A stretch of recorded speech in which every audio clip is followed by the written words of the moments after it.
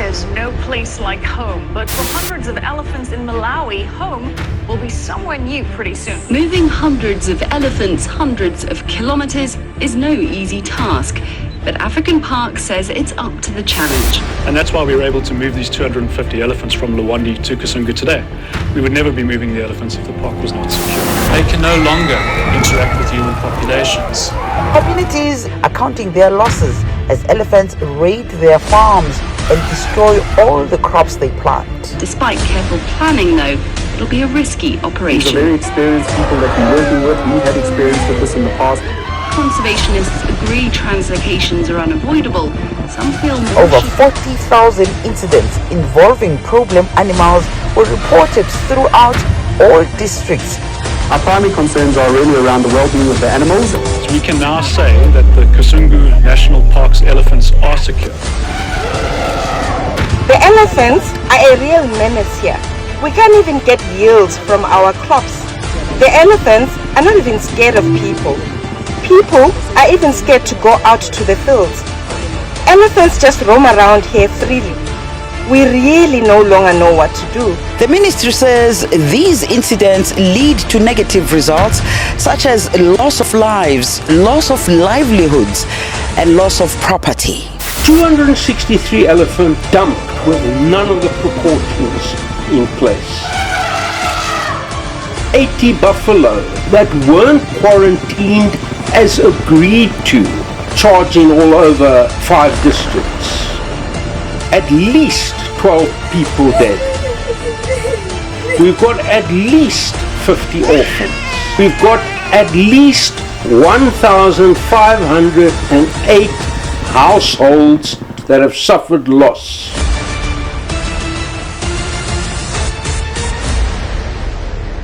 We have a landscape of fear and loathing.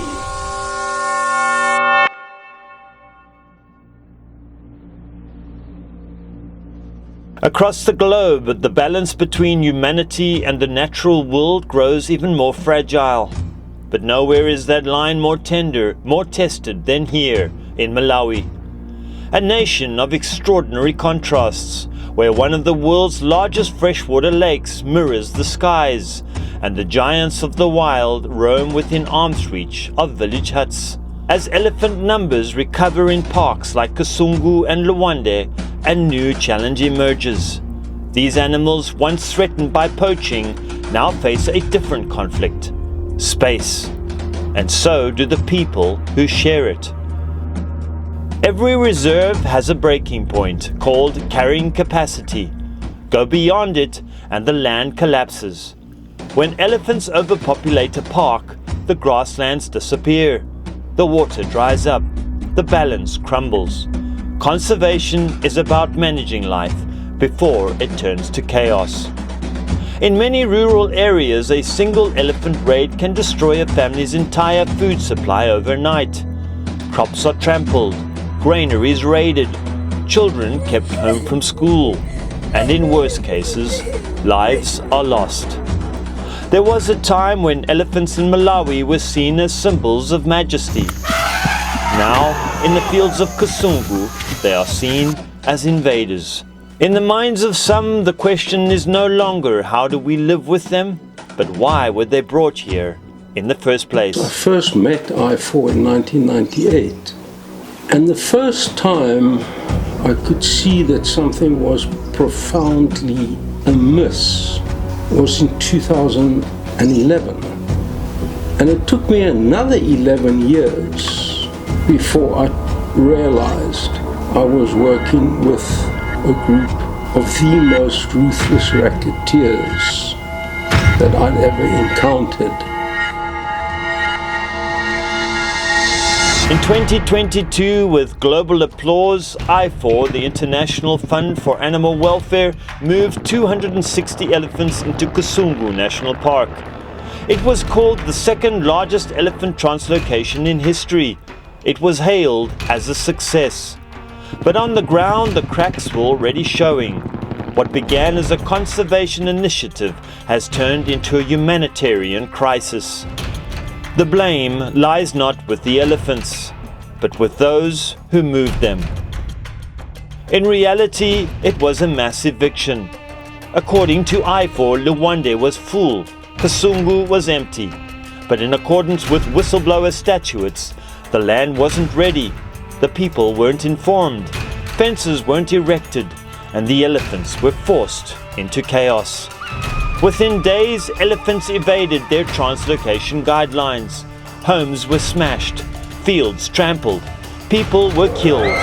Entire villages now live in fear, prisoners of someone else's conservation dream. Over 80 elephants have already been killed in retaliation. Their deaths are slow, cruel, and preventable. Kasungu, once a haven, is now heaving beyond its capacity. With minimal preparations, no adequate fencing, and little consultation with local communities, the stage was set for disaster. Today, villagers no longer see elephants as part of their heritage. They see them as the reason that children go to bed hungry, why their maize fields are flattened, why they fear walking the roads at night. These communities, already burdened with poverty, have now lost their crops, their livelihoods, and their loved ones. Children go hungry, parents grieve, and while they bury their dead, the architects of this disaster sit in luxury. What you often hear among Zambians and Malawians is that IFAW only cares for animals, it doesn't care for people.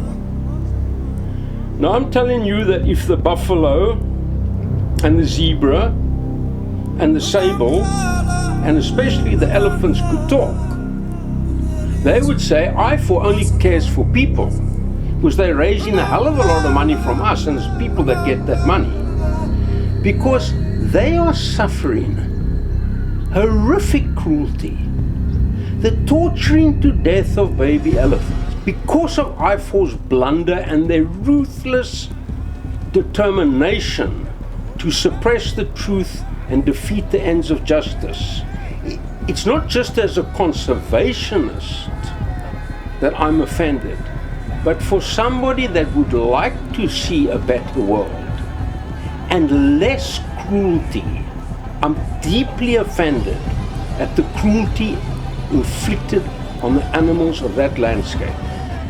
So this idea that IFAW cares more about animals than people is not true. They're not cared about either animals or people, they cared about money.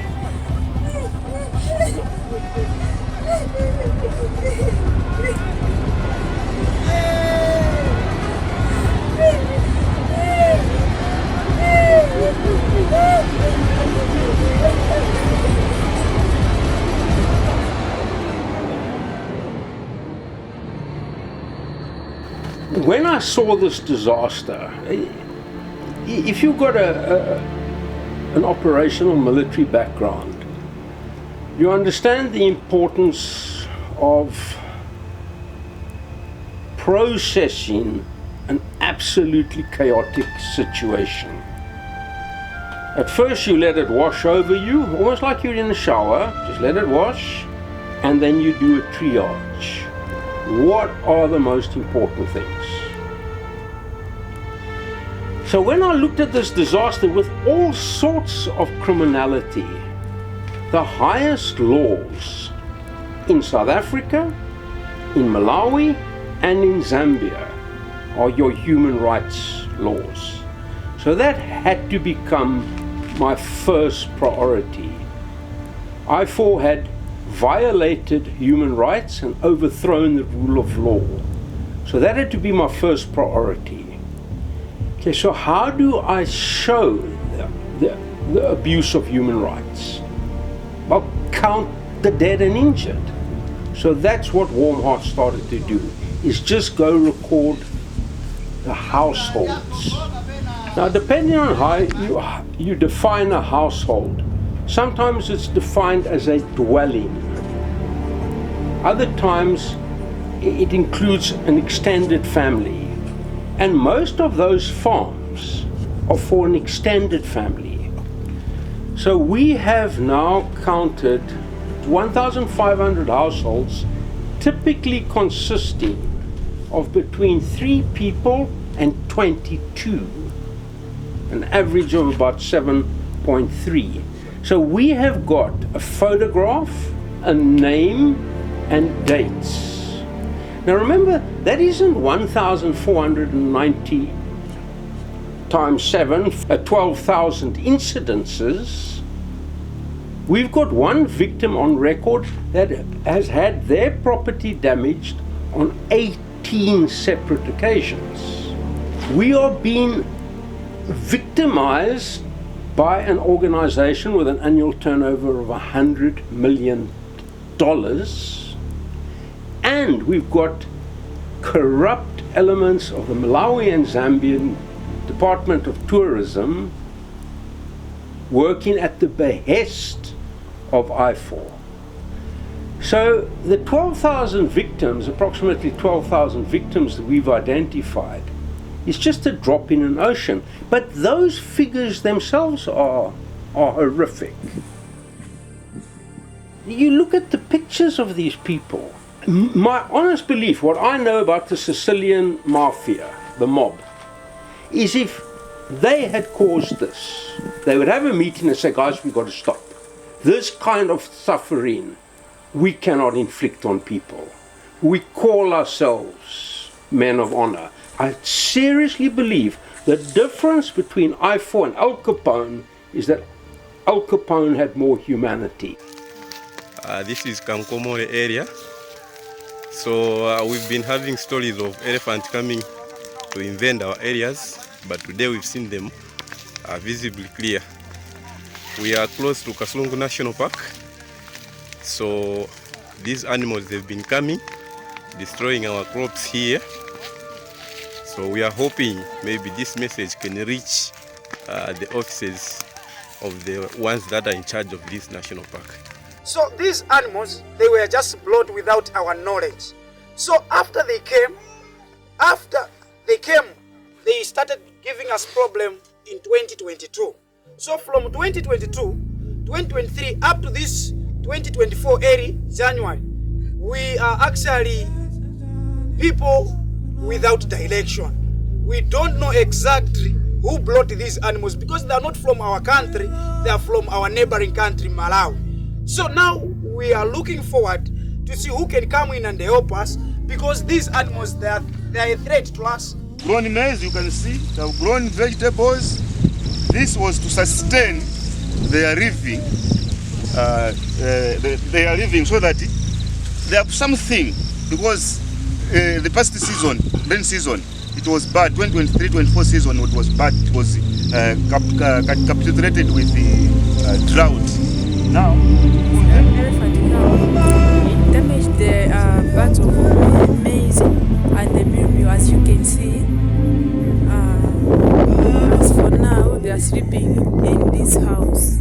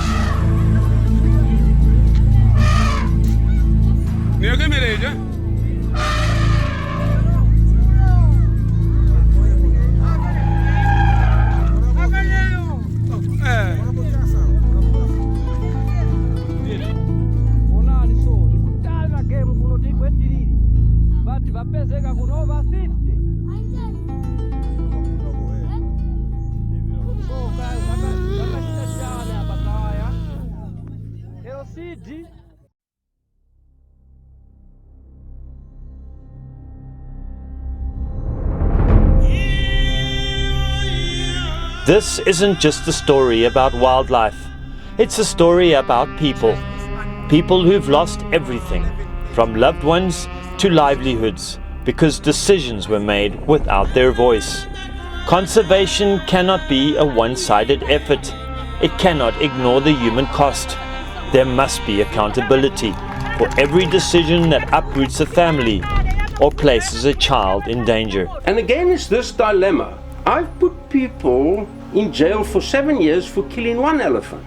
The only consequence IFAW faces for killing 45 elephants at least and costing Malawi the loss of 80 elephants is tens of millions of dollars pouring into their account, which they can use to defeat the ends of justice. So, stop the crime, jointly plan a way forward. Then thirdly, have that game count, that we've got some idea of what we've lost. It will be not less than 200 large mammals, quite possibly a lot more. Not less than 80 elephants, probably a lot more.